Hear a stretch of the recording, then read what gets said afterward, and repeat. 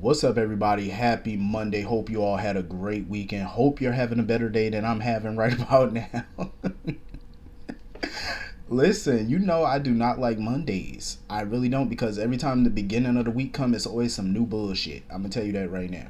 So, quick rant, real quick, because there's a message in what I'm about to say to y'all. So, I got an email today from a supervisor at my company. He sent out an email to everybody because we have a winter storm coming. We have a huge snowstorm coming today. It's coming tonight. Everybody's preparing for it. And so they sent out an email, and I'm reading the email, and that shit says, get with your supervisors, plan ahead, so that way you can leave your home early so you can make it to work on time. Y'all don't know how pissed off I got by that because I'm like, so we have a winter storm coming tonight, and all y'all care about is us coming to work on time. Y'all don't care about how we're supposed to get home when this shit hits, if we're gonna get caught in it. You don't care. Y'all just care about us being on time and getting to work. I say, you know what? I was ready to send that email back and tell them fuck you. I quit. But I said, you know what? I said I'm gonna handle it very differently than that because I said, listen, once I do go to work tonight, as soon as that snow start coming down, my ass will be back home because I'm not getting caught in that because I don't get off work till 3 a.m. And by then it's probably, it's going to be, a nice size of it. And plus the mayor is doing a press conference saying he doesn't want anybody on the road. My ass will be home. You know what I'm saying? Like I'm not. So my message to everybody is them jobs don't give a fuck about us. Like whatever job, career you work in, they really don't care and they show it every day. So my message to you is listen, if something's going on, whether it be weather conditions, health wise, whatever, fuck that job. You know what I'm saying? Take care of you. You know what I'm saying? Don't rush into work. Don't do none of that. Fuck them. Don't feel bad about not going in. Like at the end of the day, we all need our money. You know what I'm saying? But if we got PTO time, sick time, whatever, use that shit. You know what I'm saying? Because at the end of the day, you got to take care of you. You know what I'm saying? Because if you don't take care of you, you can't take care of nobody else. And if you drop dead today, that company, they will replace you like that. They will replace your ass. They don't care. You know what I'm saying? So take care of you. That's just my message. So anyway, let's get on to this GH video. A hot mess of an episode. This shit was a mess. I'm like, listen, I know Laura. I feel bad for Laura. Every time I look at her, she just look over it. She look exhausted. She just look like she just tired of everybody's shit. Like she ready to just snap and pop a bitch in their mouth. And I don't blame her because as the mayor of that town, it's stressful enough being the mayor. You know what I'm saying? You got to deal with all these little criminals running around your town and trying to stay, 2 steps ahead of their asses. Then on top of that, you got family drama. You know what I'm saying? I know she just tired. She tired. And I don't blame her. Like, because if I was in her shoes, I would pop every bitch I see. I'll be slapping every hoe I see. Like, listen, the devil is a lie. Kevin need to come get his wife, take her to a romantic dinner. See, Laura is another person that need to say fuck this job and fuck these kids. Because at the end of the day, Spencer grown at this point. I understand, that's her grandson. She want to be here, but fuck him right now. You need to go take care of you, Laura. I'm just saying, Kevin need to come get his woman, take her out to a nice, expensive, romantic dinner. And I do mean expensive because they can't afford it. You can definitely afford, something nice, big steak dinner. Y'all work hard. Shit, enjoy yourself. Take her home, get some champagne going, get a hot bubble bath, get, what I'm saying? Just get some strawberries, some whipped cream, some chocolate, and get down with the get down. And turn them phones off and say, fuck these jobs right about now. You know what I'm saying? Because Laura just look like she through. Like, she just over all of this shit.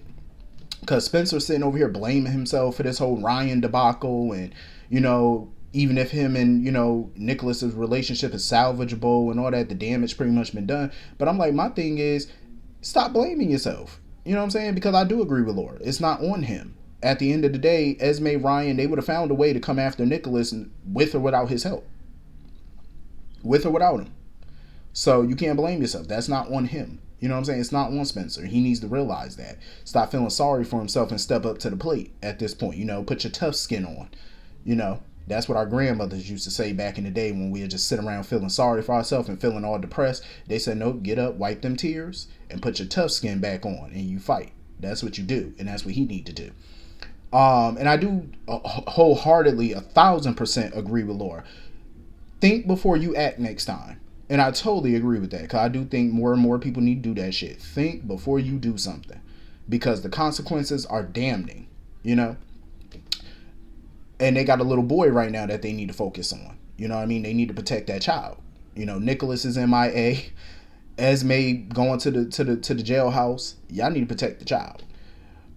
So anyway, speaking of Esme, Heather up in there talking about, oh, ain't you gonna say hello to your mother? Girl, go sit your nutty ass down. You ain't none of her mama. Go sit down. Biologically, you are, but you as nutty as a fruitcake. Don't nobody want to claim you as their parent. Shit, God don't even want to claim you as one of his child, as one of his children. You better go sit down. I know the Lord up there right now looking down at Heather Weber, shaking his damn head. He said, no, you ain't none of my children. You belong to the devil. She ain't got nothing. I'm telling you. Heather Weber, she got the mark of Cain on her. I'm telling you, I would not rock with her at all. She ain't nothing but the devil's helper. I'm surprised she ain't got horns on top of her head and red eyes. So, you know, she's sitting there spewing all this, asking about the baby. Oh, how's the baby? What is it? And all this. And, you know, she was like, the baby is fine. It's a boy or whatever. She said, oh, my God, that's like my first child. My firstborn was a boy, Stephen Lars. I'm like, Steve don't even like your ass. You nut. You know, sitting there telling her, oh, you know, I'm a you know, play the system or whatever, the justice system or whatever, and I'll be back in Spring Ridge in no time. And we could be a family. I'm like, this nutty ass lady. She really thinks she got that type of clout where she could find a way to finagle the justice system and get her ass sent back to Spring Ridge. Baby girl, that's not in your future. Spring Ridge is behind you. You probably would never see Spring Ridge ever again in your lifetime. I highly doubt a judge is gonna send you to Spring Ridge for any reasons. Your ass is going to a maximum facility because that's what she needs. She needs maximum. Any judge that sends her to anything like Spring Ridge they need to get his ass or her ass off the bench. They need to retire. Because with Heather Weber's record, you would be a damn fool to send her to some minimum security facility. You got to be nuts. You must be just as nutty as she is to send her back there. Hell no, she need maximum security. Maximum prison. That's what she need. Where it's so tight she just can't get out. You know what I'm saying? Like you just ain't no room for you to get out. You can't wiggle out of it. She tried to tell Esme about her rights and stuff, told about, oh, according to the law, you get to keep your child for 18 months and whatnot. I'm like, Heather, stop. Where you get this little street law degree from? Well, she got a law degree all of a sudden in the nut house. Like, go sit down somewhere. Esme was not enthused by her. She was like, listen, you ain't gonna be around me. You ain't gonna be around this child. She said, my father dead. As far as I'm concerned, my mama dead too. She said, get your ass away from me. Hey, Heather, all I wanted to do was be your mother. Oh, go sit down somewhere and go get you one of them little chia pets and be a mother to that. Because you ain't got no business being no mother to no human being. Shit, I wouldn't even let you be a parent to a damn plant, let alone a human. Get your nutty, silly ass on somewhere. Go on. So Spencer done snuck up in Esme room or whatever, and she was like, oh, how's Ace and all this, that, and the third. And he told her, he was like, yo ass going to prison. Because she think that she going to raise that baby in jail or something like that. And Spencer said, no, ma'am. Spencer said, no, you're not. She all confused and whatnot. Spencer said, no, we got the baby taken care of. We're good over here. The baby's fine. It's going to be well taken care of. But you're not going to be the one raising it. Not no prison, you not ever. If they have a say about it, it ain't going down like that. So of course Heather goes into the hallway as she's being led away, like the criminal that she is. Got all types of threats for Laura, talking about, oh, you filled Esme's head up with nonsense and negativity and, you know, trying to poison her mind against me. Baby girl, you poisoned your own daughter's mind against you. She saw your craziness in action. You did that. Laura didn't do shit to you. And she talking about, oh, I vow to get payback on you. And I'm like, girl, go on somewhere. Go on somewhere. And Laura told her, she said, baby girl, where you're going, you would be lucky to ever see sunlight ever again in your life. But Laura got to watch her back, though. Because once Heather Weber got you in her sights as an enemy, you got to watch your back. My thing with Laura is I'll be on that phone every day to the warden of whatever prison she going to, making sure Heather is locked away. I will visit once a week to make sure that ass is locked up. I'm just saying, I would not take no chances with Heather. That chick, she has a way of getting out of shit. So you gotta protect yourself. And now that she's vowed to come after Laura, Laura gotta protect herself. You know what I'm saying? You gotta keep tabs on this one. You gotta make sure she in that prison every day. She's accounted for. I don't give a damn if you got to drive up there and visit every hour on the hour. Make sure that ass is in there. I'm just saying, we can't take no chances with that crazy nut. Absolutely not. No, fuck that. We gotta protect Laura at all costs. At all costs. So anyway, moving on from that, Ava. So, Ava went to go visit Austin and whatnot, and Austin told her, he was like, listen, don't let Ryan and Nicholas beat you. Don't let them win. She said, you're nothing like Ryan. This is all on them. Don't let them win this shit. Because Finn came up in there trying to check on Austin and told him, we'll release you once your wound heal. And she asked him about Liz or whatever, and he was like, I don't know where Liz is or whatever. I don't know what Liz is doing. And mind you, he already talked to Liz on the phone, so he know what she doing. And so she went out in the hallway again to ask him about it, and he was like, I don't know. So that's when, Ava started to worry, and she told Austin, she said, listen, we got to move that body. Because Austin was like, once I'm healed up, I'll help you, move the body. Ava said, no, bump that. That timeline need to be moved up right now. Because she know Liz, little fickle ass, is at the police station. She know. I know she knows. She know Liz gonna snitch. She knew it. That's why she went to Liz's house that day. Because she know Liz is fickle, and she know Liz will go to the police in a nanosecond. So she was like, nah, I got to be 2 steps ahead of this shit. She told Austin, she said, listen, I can't wait for you to heal up. You got to get your ass about that bed right now and come on. I'm like, Ava, you really gonna risk this man's health? He ain't in no condition to pick up nobody. Ava don't give a damn. Ava said, listen, I ain't going down for this. Fuck that. I ain't mad at it though, but I know she gonna be shocked when they open up that door and find Nicholas' ass ain't in there. Because I highly doubt that man is dead. I don't believe that for nothing. That man ain't dead. So anyway, speaking of Liz, she had called Finn because she worried about the immunity deal being pulled back. So she starting to think, did I do the right thing or whatever? So, Scott assured her, he was like, listen, you good. The deal is on the table. It's good. As long as you give them what they want, you're good. So, Molly walked up in there with her power suit on. I said, look at Molly, looking good. I said, look at her little power suit on, looking like a young Alexis. I said, go ahead. Looking like a young Alexis and Rick Lanzin. Go ahead. Where the fuck is Rick? I haven't seen Rick since 2000. When the fuck was Rick last on? 2015, I think? Damn, would they put that man in the car? They don't mention Rick at all, and that bothers me because Rick is such a huge part of a lot of people's lives in that town. You know what I'm saying? Quite a few people. So it's fucked up that they don't even mention him. His daughter had a whole domestic relationship ceremony, and he wasn't even there for it. You know what I'm saying? Shit going down with Sunday, he not there for it. Like, it's just been a lot happening, no Rick. I mean, let alone not seeing him, we don't even get a mention of Rick. That bothers me, because, like, Rick Hurst is the shit. So, Frank Valentini, fix that. We need to... Can we get a Rick mention at the very least? Like, can we find out what city and state he's in now? Country, maybe? Like, can we get a bone? Can we get something? Damn. Do I got to put out a missing persons report on Rick Lanzin? I got to hire a PI? Shit. Rick ass ain't been around in years. They ain't had a word about him either. That's messed up. But yeah, it was good to see Molly coming on up in there with her power suit, strutting on up in there. And I couldn't believe it. I said, yeah, she an ADA for real. And I love it. But it creates a problem though, and I'm gonna get on that for a minute. But she brought the agreement in there or whatever, the immunity agreement in there for Liz to sign. And once they signed it or whatnot, they turned the tape recorder on, and Dante got Liz's statement about everything that happened. She started from the beginning, talking about how Esme was imprisoned by Nicholas and all that stuff. And I love it. She threw Nicholas' ass under the bus, and I said, good for you. Put it all on his stupid ass. That's what you do. And she was shocked once they ended the tape recorder and was like, all right, we got everything we needed. She was shocked. She was like, that's it. Like, I ain't gonna serve no time, no nothing. That's it. I get to go. And Scott was like, yeah, they good. If they need any more information, they, come to you and ask you some more questions if they need be. But he was like, yeah, you good, pretty much. I said, go ahead, Liz, you done got off. Because, Dante commended her. He was like, you made a big mistake, but at least you came forward. He said that's, speaks volumes, because he said some people would have just tried to hide it, cover it up, and never would have came forward until it came to you. You know what I'm saying? So she did the right thing. Good for her.